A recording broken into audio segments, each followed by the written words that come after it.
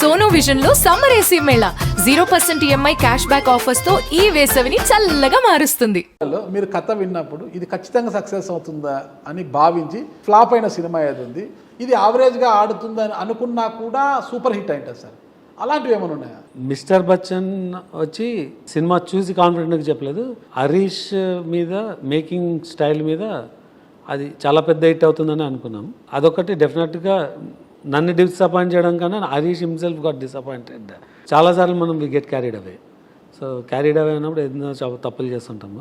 అంటే మనం ఒక ఎక్స్పెక్టేషన్తో ఉండి డిసప్పాయింట్ అయిన సిచ్యువేషన్లో అదొకటి ఉండొచ్చు. మిగతాది నేను చాలా పెద్దగా ఏం ఎక్స్పెక్టేషన్ పిలిచానండి. Do your work, results will come its way అన్న ఆ ఫిలాసఫీ మీద వెళ్తుంటానండి. అంటే ఇది మామూలుగా ఉండొచ్చు అనుకున్నది సూపర్ హిట్ కొట్టినది అది ఉన్నారు సార్. అంటే మామూలుగా ఉండొచ్చు అన్న దాని మీద ఏం లేదు. గూఢచారి అన్నది first movie I believed in Sesh. అంటే నేను కొన్ని గ్లిమ్స్ చూసే దానిలో, అంటే నేను మిడిల్లో జాయిన్ అయినాను సినిమాని. సో అది ఒక 1/3 20-30% అయినప్పుడు జాయిన్ అయినాను. అప్పుడు వీ ర్యాన్ ద ప్రొడక్షన్. ప్యూర్గా శేష్ ప్యాషన్ అంతకుముందు క్షణం సినిమా చూడడం కానీ, దెన్ తను చూపించిన 1 or 2 గ్లిమ్స్ మీద అది బిలీవ్ చేసి వెళ్ళాను. అది అంత మంచి పేరు వస్తుంది అన్నది అంటే వి డిడ్ంట్ ఎక్స్పెక్ట్. అంటే it gave us a lot of అంటే నేమ్ అండ్ ఫేమ్. మేము ఏమీ కష్టపడకుండా డబ్బులు సంపాదించిన సినిమా ఓ బేబీ అండి. ఏమి చేయడం అంటే దాంట్లో ఏమి ఎక్కువ ఇన్వెస్ట్ చేయలేదు. Correct sir. So simple story చాలా బాగుంది. అలా షార్ట్ స్పాన్ ఒక 4 monthsలో తీసిన cinema it gave a extraordinary result. అతి తక్కువ సమయంలో తీసిన మూవీ, అతి ఎక్కువ సమయంలో తీసిన మూవీ ఏది సార్? చెప్పలేను మీకు. ఒక సినిమా మౌంట్ చేయడానికి ఒకటి 1 or 2 years 3 years అవుతుంది. ఇప్పుడు రణమండలా ఉంది 4 years నుంచి అనుకుంటున్నాం. ఇప్పుడు మౌంట్ చేసాం. షార్ట్ పీరియడ్లోనే మూవీ కంప్లీట్ చేసి ఉంటారు సార్. ఏది షార్ట్ పీరియడ్ కంప్లీట్ అయింది బ్రోనే అండి. స్టార్ట్ చేసి అంటే ప్రొడక్షన్ స్టార్ట్ చేసి ఫినిష్ చేసింది అది. బట్ దాని ప్లానింగ్ చాలా 2 years ముందు నుంచే 1.5 years మీదకి వచ్చిన తర్వాత షార్ట్ పీరియడ్లోనే కంప్లీట్ అయింది. అది బ్రో అండి. బ్రోనే అంటే ఫిబ్రవరి ఎండ్కి వచ్చింది, July 28th రిలీజ్ అయిందండి సార్. ప్రభాస్ గారితో సినిమా తీయబోతున్నారు రాజా.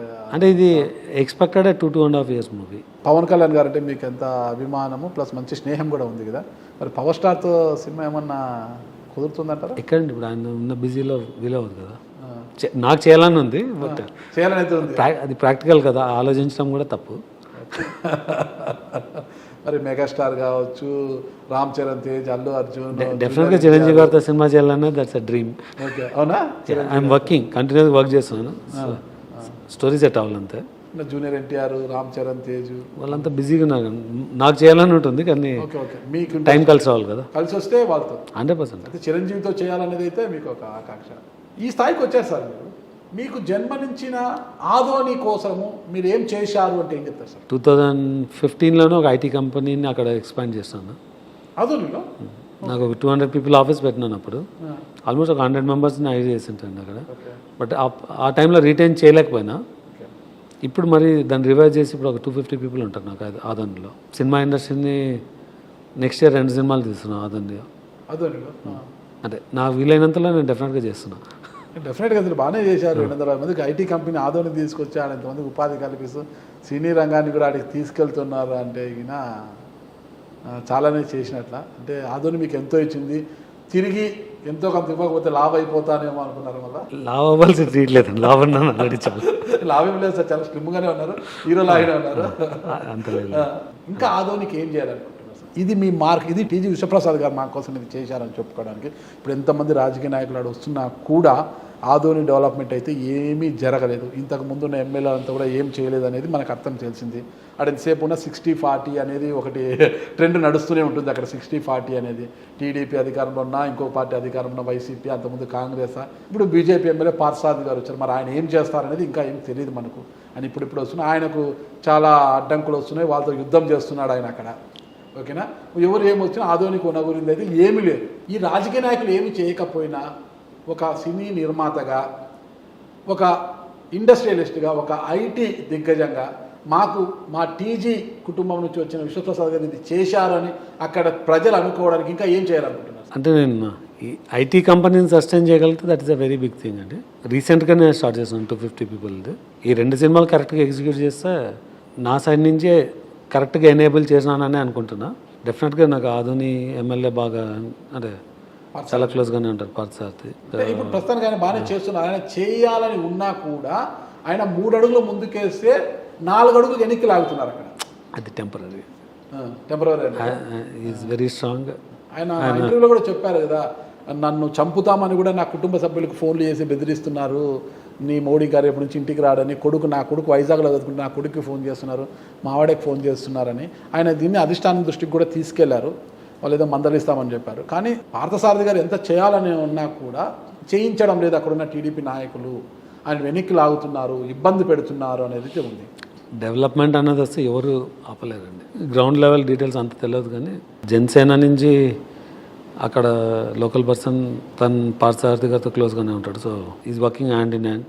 డెవలప్మెంట్ అయితే ఆగదని అనుకుంటున్నా, అండ్ ఆగకూడదు కూడా. ఆ డెవలప్మెంట్ మీరేమైనా భాగస్వాములు కాదలిచారా? నేను నా సైడ్ చేసేది చెప్తున్నానండి సార్. అంతా బాగానే ఉంది, సినిమాలు తీస్తున్నారు. అంటే సినిమాలు ఇలా రెగ్యులర్గా తీసుకుంటూ పోవడమైనా కథలు వస్తాయి, కథలు వినడము, మళ్ళీ మీ టీముకు చెప్పడము, సినిమా చేయడం, డైరెక్టర్ని చూసుకోవడం, సినిమాలు చేయడం, రిలీజ్ చేయడము, ఇంతేనా? లేదంటే ఏమైనా సినీ రంగంలో కొత్త కొత్త ప్లాన్స్, మీ వే ఆఫ్ స్టైల్, మీ ఎలా ఉంటుంది, అప్రోచ్మెంట్ ఎలా ఉంటుంది, ప్లాన్స్ ఎలా ఉంటాయి, స్టూడియోస్ విషయంలో ఎలా అడుగులు వేస్తుంటారు, ఏంటి సార్ అసలు? బేసిక్గా నేను పీపుల్ మీడియా ఫ్యాక్టరీని ఒక ఎంటర్టైన్మెంట్ ఎకో సిస్టమ్లా బిల్డ్ చేయాలన్నది ప్లాన్ అండి. అంటే జస్ట్ ఒక ప్రొడ్యూసర్గా సినిమాలు తీయడం అని కాదు.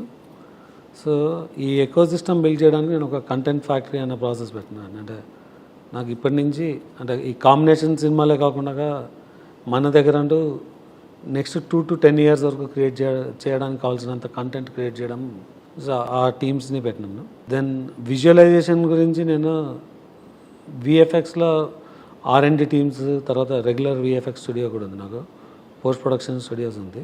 రీసెంట్గా నేను ఈవెన్ స్టూడియో ఇన్ఫ్రాస్ట్రక్చర్లో కూడా ఇన్వెస్ట్ చేస్తున్నాను. అంటే హైదరాబాద్లో నాకు ఆల్రెడీ పార్ట్నర్షిప్లో కొన్ని ఫ్లోర్స్ ఉన్నాయి. శంషాబాద్ దగ్గర HFC హైదరాబాద్ ఫిలిం సిటీ అని.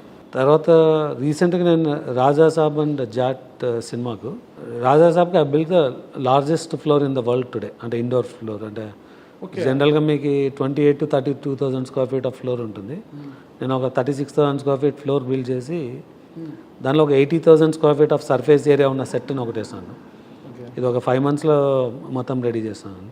దెన్ అలానే జాట్ అని చెప్పి ఇప్పుడు సన్నీ దేఓల్ గారి సినిమాకు ఒక 12,000 square feet మండువా హౌస్ కట్టినాం అనమాట. సో స్టూడియో ఇన్ఫ్రాస్ట్రక్చర్ని నేను హైదరాబాద్లో ఉంది ప్రజెంట్, బెంగళూరు, తర్వాత వీలైతే నేను ఆంధ్రప్రదేశ్లో కూడా డిఫరెంట్ ప్లేసెస్లో పెట్టి, అట్లాంటాలో నాకు ఒక లార్జ్ ల్యాండ్ బ్యాంక్ తీసుకున్నాను. అక్కడ కూడా ఈ స్టూడియో ఇన్ఫ్రాస్ట్రక్చర్ని ఎక్స్పాండ్ చేశాను. ఒక 3-4 yearsలో I go to public as a entertainment ecosystem అని. అంటే which include studio, film trading, digital trading, తర్వాత ఫిల్మ్ మేకింగ్, కంటెంట్ మేకింగ్, ఆ మోడల్లో. అంటే తెలుగు ఇండస్ట్రీ లేకుండా బాలీవుడ్లో కూడా ఏమన్నా? బాలీవుడ్ ఆల్రెడీ మనం సన్నీ దేఓల్ సినిమాతో ఎంటర్ అయినామండి. ముంబైలోను, లాస్ ఏంజలస్లో ఆల్రెడీ నాకు టీమ్స్ ఉన్నాయి.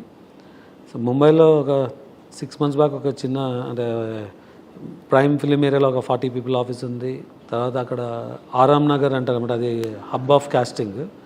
దానిలో నాకు అది అక్కడ బంగ్లా అంటారు, కాకపోతే చిన్న హౌసెస్, ఒక కంప్లీట్ కాస్టింగ్ టీమ్తో అక్కడ ఒకటి ఉంది. సిమిలర్ సెటప్ నేను అట్లాంటా అండ్ LAలో పెడుతున్నాను.